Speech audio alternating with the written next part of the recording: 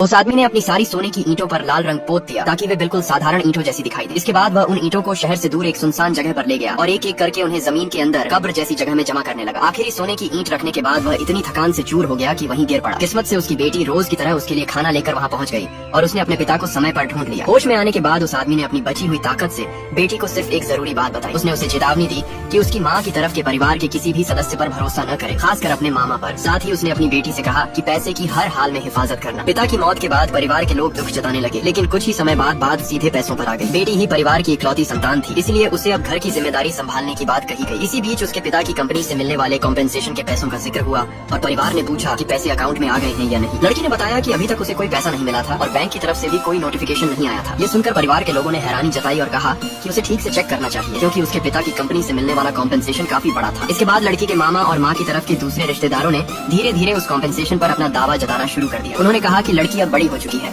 और उसे परिवार को सपोर्ट करना चाहिए। उसकी माँ के सामने यह बात भी रखी गई कि अगर पश्चिमी इलाके में जिस घर को वे लेना चाहते हैं उसका डाउन पेमेंट जल्दी नहीं दिया गया तो डेवलपर वह घर किसी और को दे देगा। मामा ने समझाया कि उसके पिता अचानक गुजर गए, लेकिन कॉम्पेंसेशन सिर्फ लड़की का पैसा नहीं है बल्कि पूरे परिवार से जुड़ा हुआ पैसा है। इसके बाद उसने अपनी बेटी के लिए घर खरीदने के नाम पर लड़की से 2 मिलियन युएन उधार मांगे। उसका कहना था कि परिवार होने के नाते किसी लिखित IOU की जरूरत नहीं है और पैसे मिलने के बाद वह उन्हें वापस कर देगा। लेकिन लड़की ने साफ कर दिया कि उसके पिता का अंतिम संस्कार उसी दिन हुआ था और अगर रिश्तेदारों को पैसे की जरूरत थी तो कम से कम 7 दिन के मोर्निंग पीरियड के खत्म होने तक इंतजार करना चाहिए था। इसके बाद लड़की ने फैसला किया कि वह कॉम्पेंसेशन की रकम को सुरक्षित तरीके से अपने कंट्रोल में रखेगी। वह बैंक पहुंची और 4.82 मिलियन युएन की पूरी रकम को 3 साल के फिक्स्ड टर्म डिपॉजिट में रखने की बात की। बैंक में उससे पूछा गया कि क्या वह पूरी रकम को 3 साल के लिए लॉक करना चाहती है। लड़की ने हाँ कहा और साफ कर दिया कि अगर पैसे को समय से पहले निकाला गया तो इंटरेस्ट का नुकसान हो सकता है, लेकिन उसके लिए सबसे जरूरी बात यह थी कि पैसा 3 साल तक सुरक्षित रहे। इसके बाद उसने बैंक से एक और सुरक्षा व्यवस्था करने को कहा। उसने चाहा कि अगर कोई दूसरा व्यक्ति, यहाँ तक कि उसका इमीडिएट फैमिली मेंबर भी उसकी तरफ से पैसे निकालने की कोशिश करे तो ट्रांजैक्शन तभी हो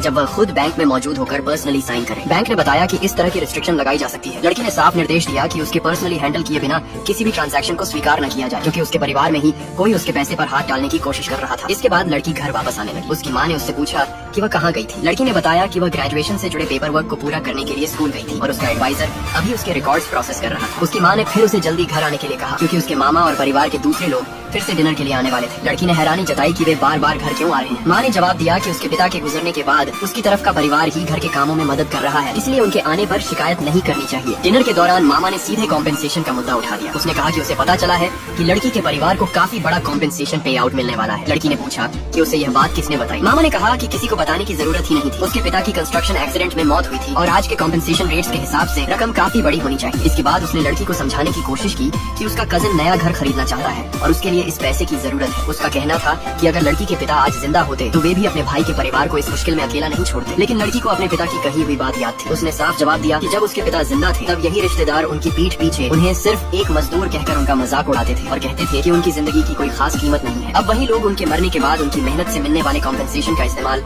अपने घर के डाउन पेमेंट के लिए करना चाहते थे। इस ड्रामे के सारे पार्ट्स हमारे अकाउंट पर अवेलेबल हैं, जाकर देख लीजिए और नए आने वाले पार्ट्स सबसे पहले देखने के लिए अभी फॉलो कर लीजिए, वरना अगला पार्ट मिस हो जाएगा।